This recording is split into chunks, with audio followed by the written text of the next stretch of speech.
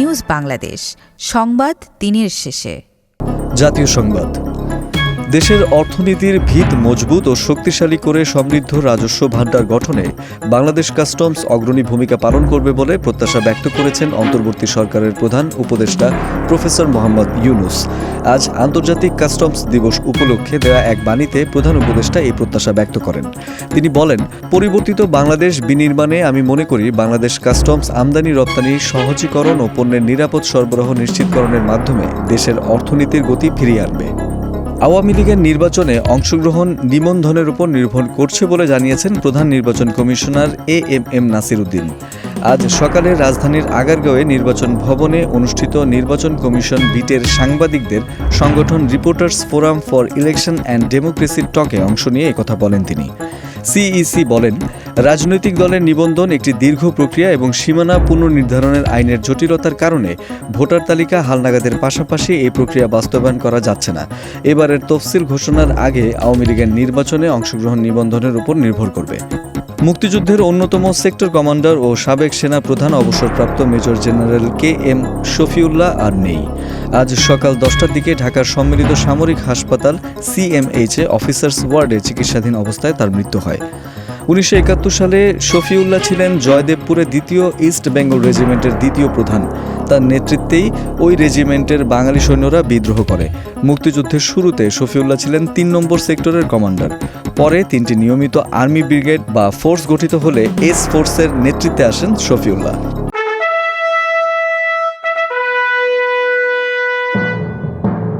রাজনীতির সংবাদ। বাংলাদেশ জাতীয়তাবাদী দল বিএনপির সাথে ছাত্র নেতাদের বা গণ অভ্যুত্থানের শক্তিগুলোর মধ্যে কোনো দূরত্ব বা ভুল বোঝাবুঝি কাম্য নয় বলে মন্তব্য করেছেন আইন উপদেষ্টা ডক্টর আসিফ নজরুল। আজ দুপুর 12:30টার পর নিজের ফেসবুক পেজে এক পোস্টে একথা লেখেন তিনি। আইন উপদেষ্টা বলেন, আমি জানি এবং বিশ্বাস করি বিএনপি ষড়যন্ত্র বা 1-11 ধরনের কিছুতে আগ্রহী নয়। ছাত্রনেতারা সরকারে থাকা অবস্থায় কোনো রাজনৈতিক দল গঠন করছে না বা যোগ দিচ্ছেন না। জুলাই ঘোষণাপত্র একটি রাজনৈতিক দলিল হবে। এটি প্রণয়নে গণ অভ্যুত্থানের শক্তিগুলোর মতামত আন্তরিকভাবে প্রতিফলনের ইচ্ছা ছাত্রনেতাদের রয়েছে। আন্তর্জাতিক সংবাদ। উত্তর আফ্রিকার দেশ সুদানের দারফুর অঞ্চলের এল ফাশারের সর্বশেষ কার্যকর হাসপাতালগুলোর একটিতে ভয়াবহ ড্রোন হামলা ঘটনা ঘটেছে। হামলায় অন্তত 67 জনের প্রাণহানি হয়েছে। এই ঘটনায় আহত হয়েছে আরও কয়েক ডজন মানুষ। বার্তা সংস্থা AFP এবং সংবাদ মাধ্যম আল জাজিরার প্রতিবেদনে বলা হয়েছে, হামলায় 67 জন নিহত এবং আরও বহু মানুষ আহত হয়েছেন বলে স্থানীয় কর্মী এবং চিকিৎসা সূত্র জানিয়েছে। মূলত সুদানের দারফুর অঞ্চলের এল ফাশারের সর্বশেষ যে কয়েকটি হাসপাতাল কার্যকর রয়েছে তার একটিতেই এই ড্রোন হামলা ও হতাহতের ঘটনা ঘটে। তথ্য প্রযুক্তির সংবাদ। প্রযুক্তির অগ্রগতির সঙ্গে সঙ্গে বিভিন্ন রোবটকে এমনভাবে ডিজাইন করা হচ্ছে যাতে ঘরবাড়ির কাজ থেকে শুরু করে মানসিকভাবেও সাহায্য করতে পারে এরা। অর্থাৎ পরিবারের বয়স্ক ও প্রতিবন্ধীদের যত্ন নিতে পারদর্শী করে গড়ে তোলা হচ্ছে রোবটকে। মানুষের জীবনযাপন সহজ করে তুলছে এসব রোবট, বিশেষ করে বয়স্ক বা প্রতিবন্ধী ব্যক্তিদের বেলায়। রোবটরা স্মার্ট হওয়ার মাধ্যমে এতে বড় ভূমিকা রাখে।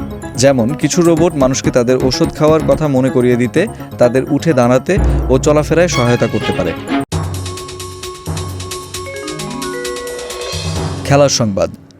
বড় স্বপ্ন নিয়ে প্যারিস সেন্ট জার্মেই ছেড়ে রিয়াল মাদ্রিদে যোগ দিয়েছিলেন কিলিয়ান এমবাপ্পে। তার লক্ষ্য ছিল গোল দিয়ে চ্যাম্পিয়ন্স ট্রফি ও ভ্যালেন্টিওর জয়। সেই লক্ষ্য অর্জনের পথে দ্রুত এগিয়ে চলছে এই ফরাসি তারকা। ইতোমধ্যে রিয়াল মাদ্রিদের জার্সিতে প্রথম হ্যাট্রিক অর্জন করেছেন কিলিয়ান এমবাপ্পে। লা লিগায় ফরাসি তারকার হ্যাট্রিকে রিয়াল ভায়াদোলিদকে 3-0 গোলে উড়িয়ে দিয়েছে কার্লো আনচেলত্তির দল। দুর্দান্ত জয় পয়েন্ট ব্যবধানকে বাড়িয়ে নিয়েছে রিয়াল। 2 থাকা অ্যাটলেটিকো মাদ্রিদ থেকে 4 পয়েন্ট এগিয়ে গেছে টেবিল টপাররা।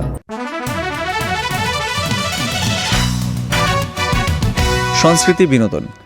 ব্যবসায়ী নাসিরুদ্দিন মাহমুদের করা 3 বছর আগের মারধর, ভাঙচুর ও ভয়ভীতি দেখানোর মামলায় চিত্রনায়িকা শামসুন নাহার স্মৃতি পরিমণি সহ একজনের বিরুদ্ধে অভিযোগ গঠন করে বিচার শুরুর আদেশ দিয়েছেন আদালত।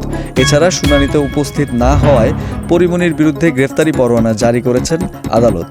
ঢাকার চিফ জুডিশিয়াল ম্যাজিস্ট্রেট আদালতের হাকিম মোহাম্মদ জুনায়েদ রোববার এই আদেশ দেন। একই মামলায় পরিমণির কস্টিউম ডিজাইনার জুনায়েদ বগদাদি জিমির বিরুদ্ধেও অভিযোগ গঠন করে তার বিরুদ্ধেও গ্রেফতারি পরোয়ানা জারি করেছে আদালত। দর্শক, এই ছিল আজকের নিউজ বাংলাদেশ সংবাদ দিনের শেষে আয়োজন। দেশ বিদেশের প্রতিদিনের সবশেষ সংবাদ জানতে চোখ রাখুন www.newsbangladesh.com এ। লাইক শেয়ার দিয়ে সঙ্গে থাকুন নিউজ বাংলাদেশের ফেসবুক পেজ ও ইউটিউব চ্যানেলে।